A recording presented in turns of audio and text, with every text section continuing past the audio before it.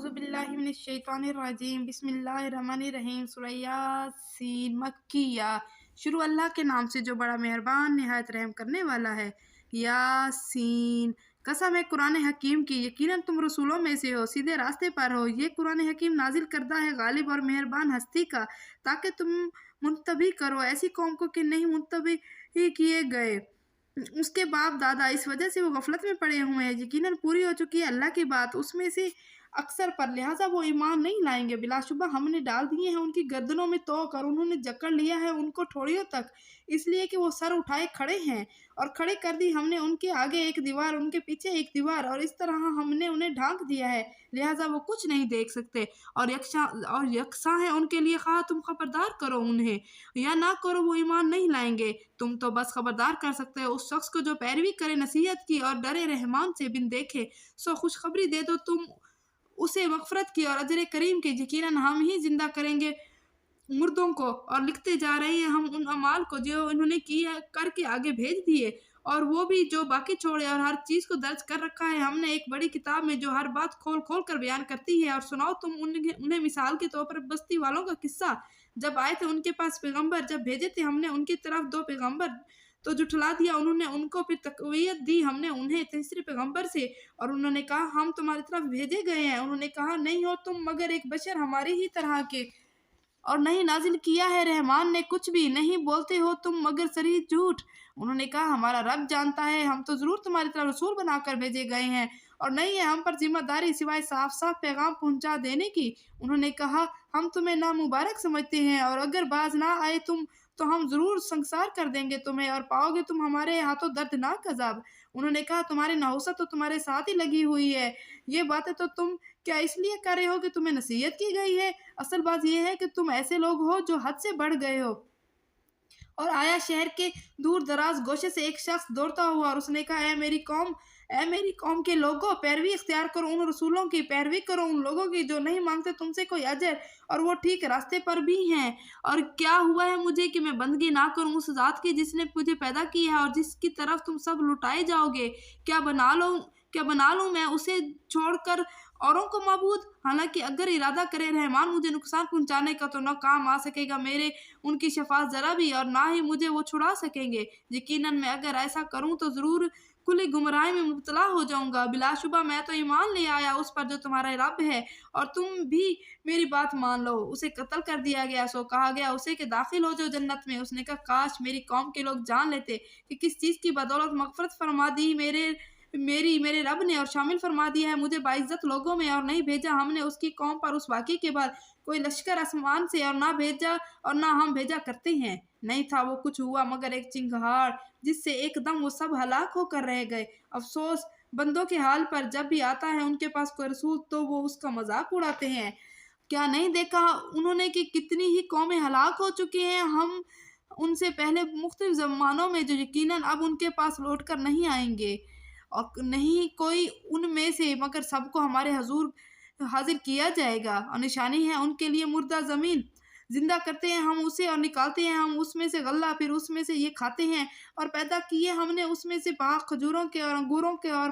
फाड़ निकाले हमने उसमें चश्मे ताकि खाएं ये उनका फल, हालांकि नहीं है ये बनाया हुआ उनके हाथों का। क्या फिर भी ये शुक्र अदा नहीं करेंगे? पाक है वो ज़ात जिसने बनाए जोड़े हर किस्म के उसमें से जो भी उगाती है ज़मीन, और ख़ुद उनकी अपनी जिन्स में से भी, और उन चीज़ों में से भी जिन्हें ये नहीं जानते।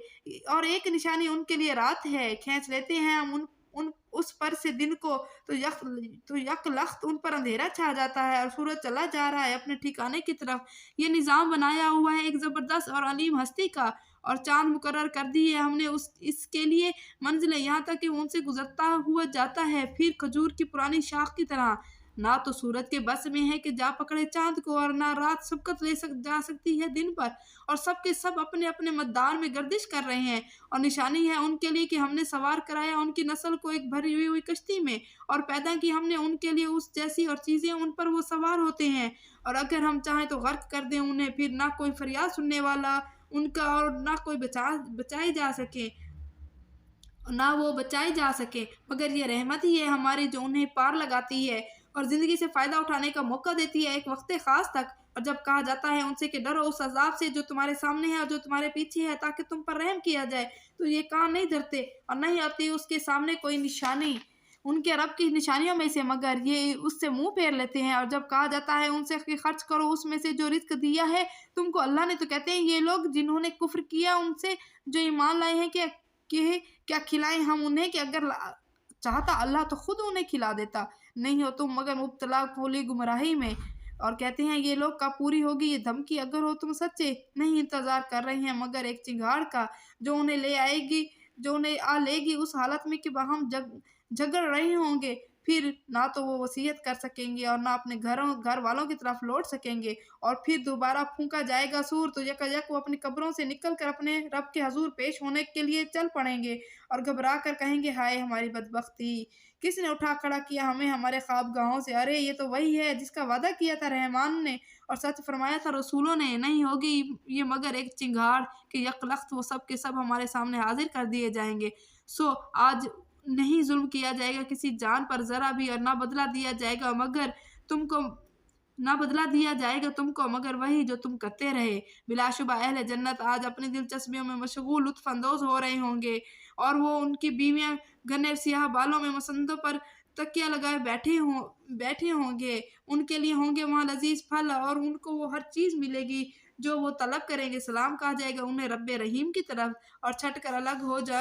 ہو جاؤ تم آج اے مجرمو، کیا نہیں ہدایت کی تھی میں نے تمہیں اے اولاد آدم کے نا عبادت کرنا تم شیطان کی، بلا شبہ وہ تمہارا کھلا دشمن ہے، اور یہ کہ عبادت کرنا میری یہی ہے سیدھا راستہ، اور یقیناً گمراہ کیا اس نے تم میں سے بہت سی مخلوق کو، پھر بھی تم عقل سے کام نہیں لیتے، یہ ہے وہ جہنم جس سے تمہیں ڈرایا جا رہا تھا، داخل ہو جو تم آج اس میں، آج اس کفر کے بدلے جو تم کرتے رہے، آج بند کیے دیتے ہیں ہم ان کے منہ اور بولیں گے ہم سے ان کے ہاتھ، اور گواہی دیں گے ان کے پاؤں ان اعمال کی جو یہ دنیا میں کماتے رہے، اور اگر چاہے تو مٹا دیں ان کی آنکھیں پھر لپکیں یہ راستے کی طرف، لیکن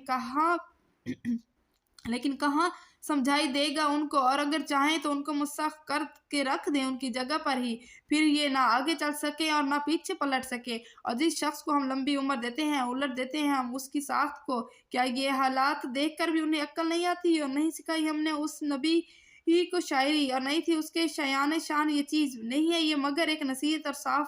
پڑھی جانے والی کتاب، تاکہ خبردار کرے وہ اس کے ذریعے سے ہر اس شخص کو جو زندہ ہے اور حجت قائم ہو انکار کرنے والوں پر۔ کیا یہ نہیں دیکھتے کہ یہ لوگ ہم نے پیدا کیے ان کے لیے اپنی بنائی ہوئی چیزوں میں سے جو پائے بھی، اور اب یہ ان کے مالک ہیں، کر دیا ہم نے ان کو ان کے قابو میں، سو ان پر ہی یہ سوار بھی ہوتے ہیں، انہیں کا گوشت کھاتے ہیں، اور ان کے لیے ہے اس میں طرح طرح کے فائدے اور مشروبات، پھر کیوں یہ شکر گزار نہیں ہوتے؟ اور بنا لیے انہوں نے اللہ کے سوا کئی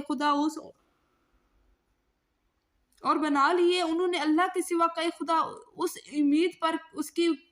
اس امید پر کہ ان کی مدد کی جائے گی، نہیں کر سکتے وہ خدا ان کی مدد، بلکہ یہ لوگ خود الٹے ان کے لیے حاضر باش لشکر بنے ہوئے ہیں، لہٰذا نہ